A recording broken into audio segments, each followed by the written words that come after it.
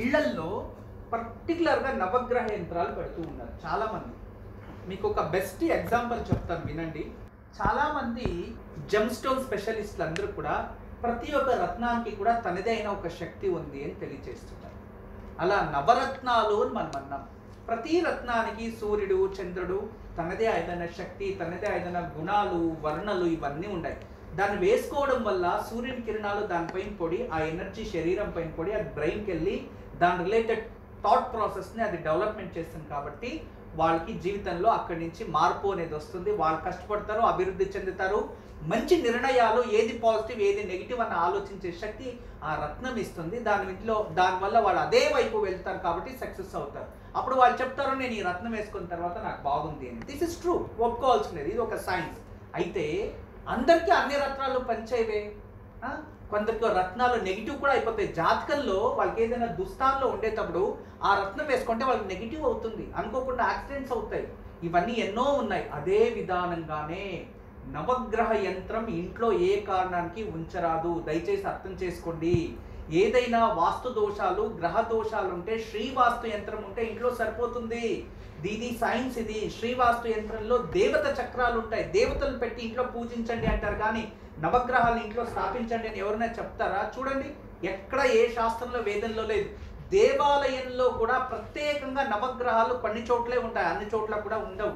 దేవాలయంలో ప్రత్యేకంగా ఈశాన్యకో వాయుమూలకో నవగ్రహాలు పెట్టి అక్కడ వెళ్ళి ప్రదక్షిణ చేసుకుని తర్వాత కూర్చోకుండా ఇంటికి వెళ్ళండి, ఏం లేదు కూర్చొని చేతులు కాళ్ళు కట్టుకొని, ఇలా నానా విధాలుగా ఉంటాయి. ఏదైనా నవగ్రహ శాంతి చేసిన వెంటనే తర్వాత ఆచమనం చేయిస్తారు. ఇవన్నీ ఉన్నాయి.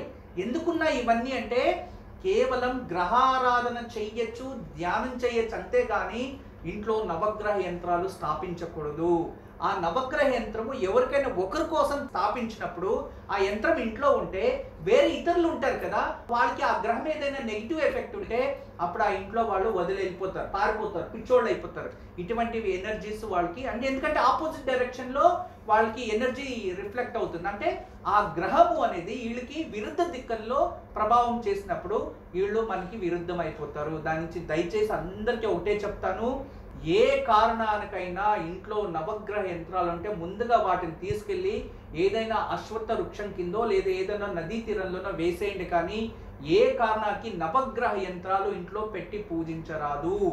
మీకు అంత శక్తి కావాలి, ఇంటికి మోస్ట్ డివైన్ ఎనర్జీ కావాలి అంటే వాటి అధిదేవతలు అంటే సూర్యునికి మహావిష్ణు, అర్థమైంది కదా, చంద్రునికి శివుడు, తర్వాత కుజుడికి అమ్మవారు, బుధుడికి శ్రీరాముల వారు మహావిష్ణు ఇటువంటి వారు, బృహస్పతికి ఇక గురు దత్తాత్రేయ దక్షిణామూర్తి ఇటువంటి వారు, శుక్రుడికి మహాలక్ష్మి, శనికి శివుడికి సంబంధించింది, హనుమంతుడికి సంబంధించి ఇలాంటి యంత్రాలు దేవతా యంత్రాలు, వాటి ప్రత్యధి దేవతల యంత్రాలు మనం స్థాపించవచ్చు, అంటే దేవతలకు సంబంధించింది.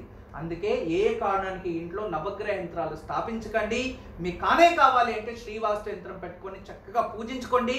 దాంట్లో 9 చక్రాలు ఉంటాయి, 9 గ్రహాలకి అధిదేవతలే అందులో ఉంటాయి కాబట్టి ఆ ప్రభావం చూపిస్తుంది. అందరికీ నమస్కారం. ఈరోజు మీకు అందరికీ కూడా శ్రీవాస్తు యంత్రం గురించి పరిచయం చేయడానికి వచ్చాను. శ్రీవాస్తు యంత్రం మీరు చూస్తున్నారు.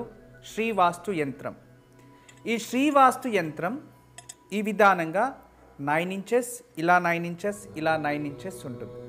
తదుపరి బ్యాక్ సైడు ఇలాంటి 9 చక్రాలు ఉంటాయి. ఫ్రంట్ ఈ ఒక గ్లోబ్స్లా ఒక 9 డాట్స్ ఉన్నాయి చూడండి, ఇలా 9. ఇది శ్రీవాస్తు యంత్రం అనేది ఒక కాస్మిక్ ఎనర్జీని అట్రాక్ట్ చేసుకుంటుంది.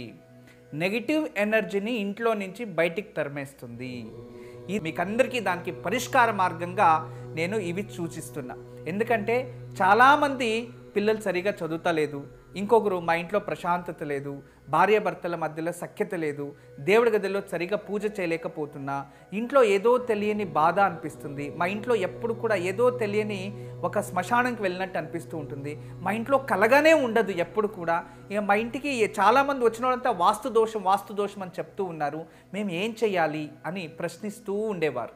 వాళ్ళందరికీ కూడా ఒక మార్గోపాయం చాలా రోజుల తర్వాత రీసెర్చ్ చేసి ఇప్పుడు ఈ శ్రీవాస్తు యంత్రాన్ని మేము చూపిస్తున్నాం. ఈ శ్రీవాస్తు యంత్రాన్ని ఎప్పుడైతే ఎక్కడ ఫాల్ట్ అనిపిస్తుందో అక్కడ ఒక మేక కొట్టి తగిలించాలి, అంతే. పిల్లలు చదువుతా లేదు, చదివే రూమ్లో పిల్లలు ఏకాగ్రతగా చదవాలి అనుకుంటున్నారా, అక్కడ ఒకటి తగిలించండి. మీరు నిద్రించే ఒక రూమ్లో మాకు సరిగా నిద్ర వస్తా లేదు, పడుకుంటే చెడు కళలు వస్తున్నాయి, నిద్రించే గదిలో ప్రశాంతత లేదు అనిపిస్తుంది, అక్కడ ఒకటి తగిలించండి. లేదు ఎవరో వాస్తు దోషం అని చెప్పారా, ఇంట్లో వాస్తు దోషాని కోసం ఇంటి హాల్లో ఒకటి తగిలించండి.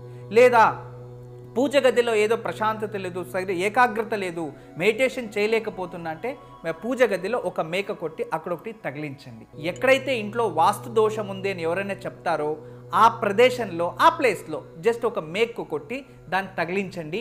ఆ వాస్తు దోషం అక్కడి నుంచి వెళ్ళిపోతుంది. చాలా అద్భుతము, చాలా విశేషమైన శ్రీవాస్తు యంత్రం మీ వరకు తయారు చేయించాము. దీన్ని ఉపయోగించండి, దీన్ని లాభం పొందండి. నమస్కారం. వాస్తు యంత్రం సంప్రదించవలసిన నెంబర్లు 8844452344 040682766622.